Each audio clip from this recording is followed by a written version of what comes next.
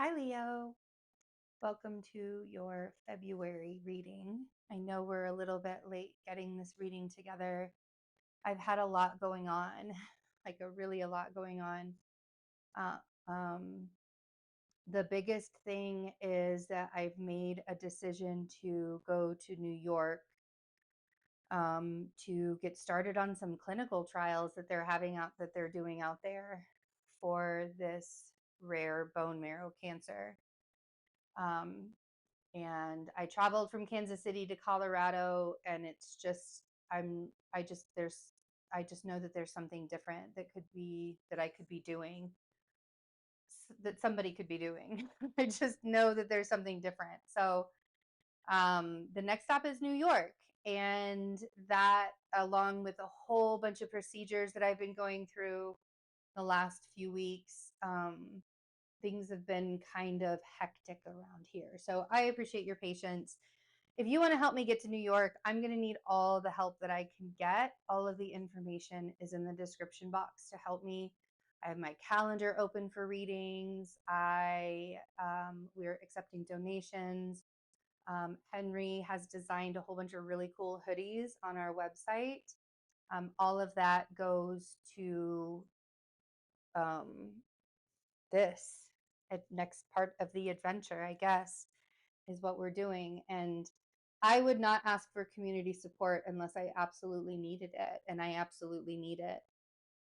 This is not something that I can do on my own. That's why I'm going to New York, because we have more support there. We have more physical support on the ground there. I may look really cute on camera, but I'm actually a handful. And we just need more family, I think, around to help both of us, get through this. So that's the story. Those are the things that are going on. Um, so Pluto, let's talk about Pluto for a minute, because this is that month where Pluto's really being activated for the next 20 years. And for you guys, that looks like your seventh house.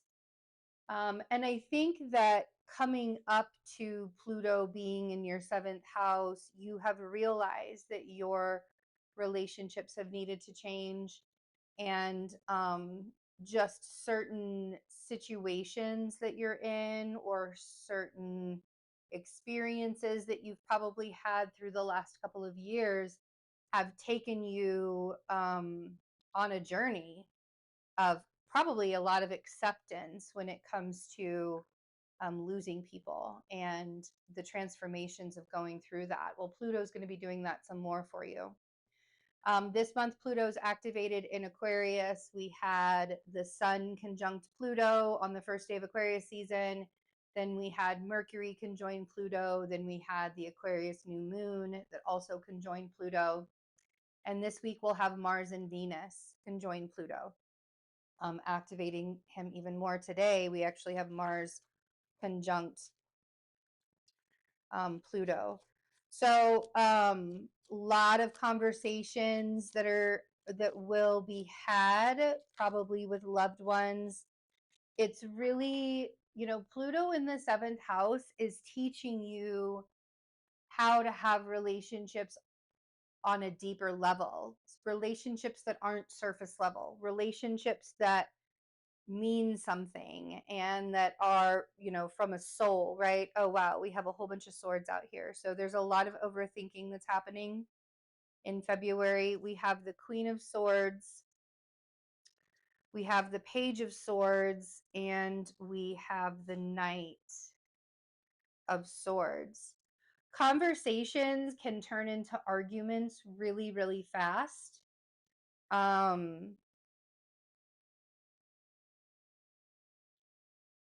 And there's a level of emotional maturity, I feel like, that's being asked of you, because I'm not reading for who you're, the significant other, the other side of this, right? I'm reading for you. We're going to talk about the emotional maturity that has to come from you. Yes, the other side needs to have emotional maturity as well for it all to work together, but we can't control what other people do. And if the other people want to act out, or they want to act like fools. You may be dealing with an air sign that's why I'm saying this. You may be dealing with an air sign that's sort of acting out, or you may be the air sign that's acting out. Let's get a little bit more clarity here. I'm going to get a couple more cards. Yeah, there's, and there's a lot of this, you guys. There's a lot of this that's happening. Whew. Three of Swords and the Two of Cups. Not all is lost, though. And I know that it might feel like that in a lot of ways, but not all is lost. Not all is lost. I feel like some words are being said this month that you might regret, or that someone else might regret saying to you. And I feel like it's almost as if this was once like a best friend connection. That's what this Two of Cups is making me feel like. I feel like this was a very close connection, a best friend connection. And I almost want to say that it's run its course. I feel like in a lot of ways, this connection has run its course. And I think that that's what the painful part of it is, when we recognize that we're no longer in alignment with someone, and we want to, part of us really wants to be like, okay, now is the time for me to say something, but I'm afraid of how the other person's going to react, right? That fear of the other person's reaction is holding you back from pulling the trigger, from knowing when the expiration date is. And the longer you stay in a situation past its expiration date, the harder it gets. The harder it gets. Even with something that was so good at one time. So let's see. Queen of Swords.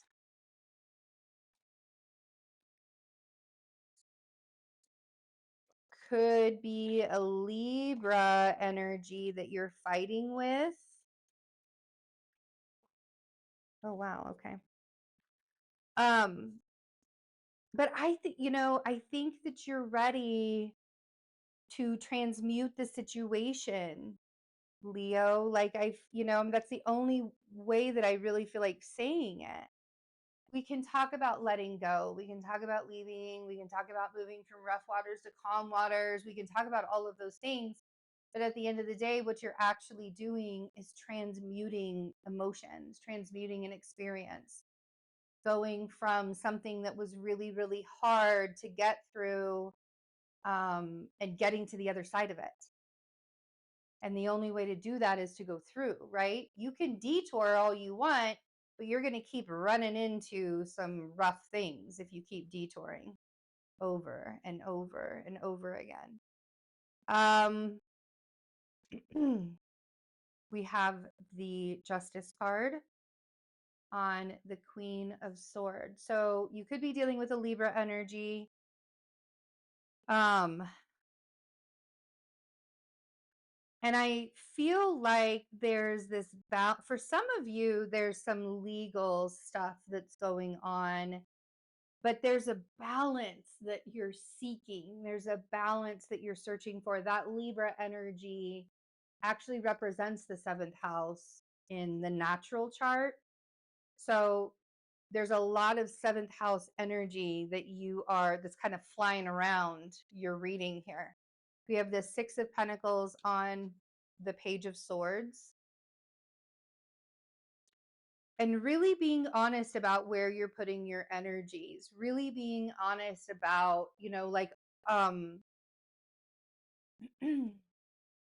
are you continuing to give your energies to situations and experiences that are keeping you stagnant? Or are you giving your energies to those clarity moments, right? The healing part. I almost want to say that there are some words, conversations that turn into arguments this month that bring some healing and clarity at the same time. Sometimes those yelling matches can be a blessing. Sometimes those tense situations and those frustrating moments, excuse me, can also be um, can bring a lot forward. It can bring a lot of truth forward, which is what you're searching for. You're looking for truth, truth, truth, truth. All these swords are searching for truth. There's more swords down here. The Eight of Swords on the Three of Swords, the pain that you're feeling is clouding your mind. And the there are some situations in life that will take a long time to grieve. There are some situations in life that you don't just get over after a year. You don't just get over after 2 years. You don't get over after 3 weeks. It's like there's no time limit on how long you're going to be grieving, right? But while you're grieving, if you're also sitting in a prison of your own mind, that's not going to do anything for you. That Eight of Swords is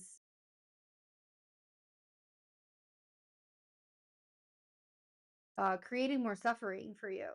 The Eight of Swords on the Three of Swords is creating more suffering.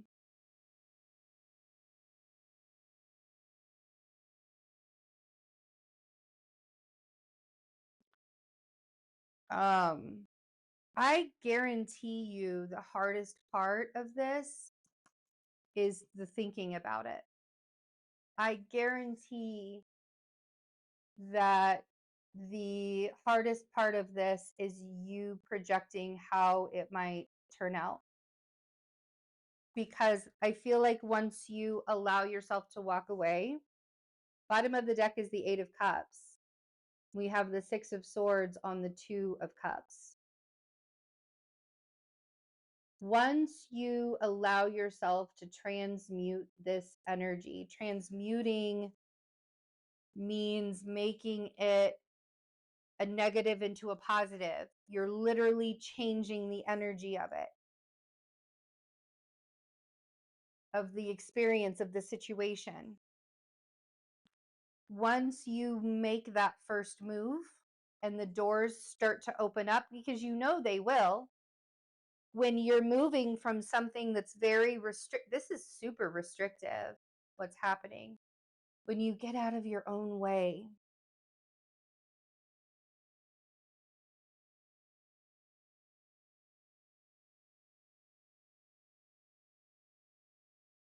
and you take that first step, and that's when things start to happen, right? So we have the Eight of Cups, the Hierophant, the High Priestess, and the Magician, all at the bottom of the deck. Look at this.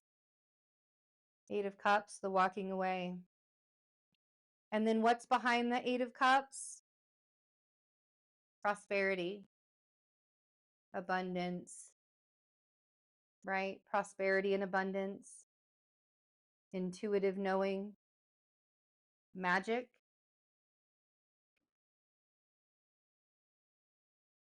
But you got to take that first step.